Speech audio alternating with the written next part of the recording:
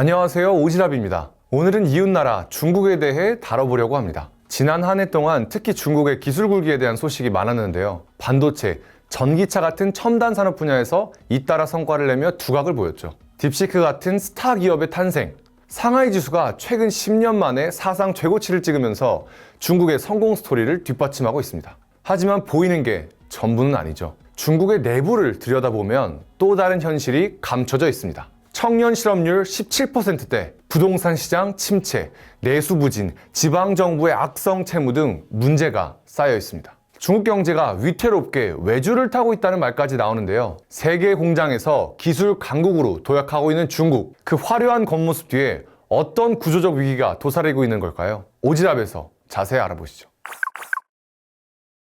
현재 중국 정부는 첨단 산업 육성을 국가의 최우선 과제로 내세우고 있습니다. 중국은 정부 보조금은 물론 민간 자본까지 동원해서 매년 막대한 예산을 쏟아붓고 있는데요. 실제로 중국 정부는 지난해 과학기술 부문에만 약 4천억 위안을 투입했고 민간 자본까지 합치면 4조 위안 정도로 추정된다고 합니다. 원화로 800조 원에 해당하는 액수죠. 우리나라의 경우 약 103조 원으로 평가되는데 중국은 5에서 6배 수준으로 투자하고 있다는 얘기죠. 그렇게 중국은 세계를 놀라게 한 AI 챗봇 딥시크를 만들어냈고 중국의 전기차 비아디가 테슬라의 판매 기록을 갈아치우는 등 승승장구했습니다. 하지만 겉으로 보이는 찬란한 성공의 이면에는 내부에서부터 곪고 있는 문제들이 있다는 거죠. 하나하나씩 살펴보시죠. 먼저 중국 경제의 최대 리스크를 꼽으면 절대 빼놓을 수 없는 것이 바로 부동산입니다. 중국 부동산 시장은 기나긴 침체기를 겪고 있는데요. 심지어 지난해 10월까지만 해도 중국의 70개 도시 신규 주택 가격이 0.5%포인트 떨어지며 큰 하락폭을 보였고 연간으로 보면 2.2% 떨어졌습니다. 중국 정부 관계자마저 회복에 최소 5년 걸린다며 냉혹한 현실을 설명하기도 했습니다. 중국의 대형 건설사들은 부도로 내몰리고 부실 채권을 떠안고 있는 지방은행들도 재정 건전성이 나날이 악화되고 있습니다. 더구나 중국은 지금까지 공적 자금을 동원해서 부동산을 띄웠고 이 토지 매각 수입이 지방정부 재정의 큰 비중을 차지했습니다. 그런데 이런 토지 매각 수입이 2021년 8조 7천억 위안에서 지난해 1월에서 10월 2조 5천억 위안으로 3분의 1 토막 나는 등 심각한 상황입니다. 자연스레 지방정부 부채는 폭증하고 있습니다. 지난해 1월에서 11월 중국의 지방채 발행 규모는 10조 위안으로 사상 최대입니다. 그런데 그중 무려 62%가 기존 부채 갚기용 돌려막기로 알려졌습니다. 신규 발행 채권의 60%가 빚 돌려막기용이라 지방정부가 추진하는 공공사업이나 지역경제 살리기 정책 등에도 제동이 걸릴 수밖에 없습니다.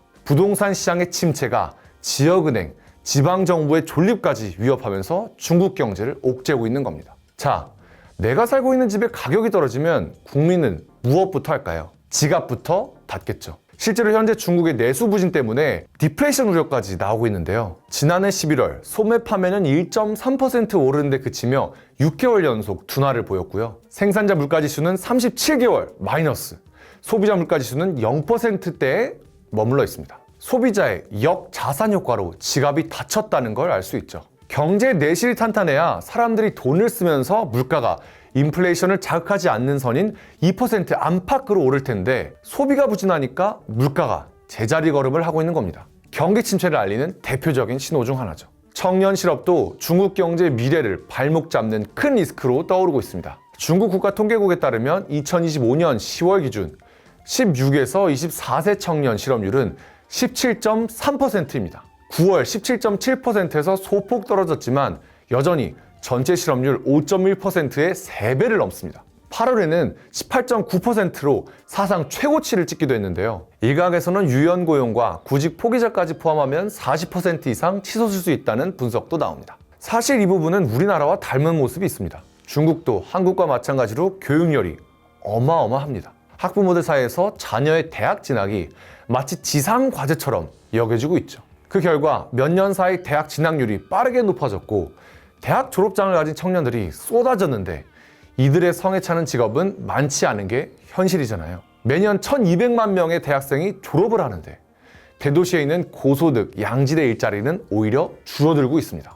현지 보도를 보면 공무원 시험에 371만 명이 몰려 이 철밥통 경쟁이 사생결단 수준입니다. 미국과 무역전쟁에다 글로벌 경기까지 휘청이니까 기업들이 신규 채용을 중단하면서 일자리 부족이라는 구조적 문제가 고착화됐기 때문이죠. 심지어 소셜미디어에서는 중국 청년들이 자신을 탕핑 세대라고 부르며 대학 졸업장을 찍거나 사회에 반항하는 듯 백수의 삶을 자랑하기도 합니다. 해마다 대졸자는 쏟아지는데 취업 성공은 하늘의 별 따기인 현실을 자조하는 셈이죠.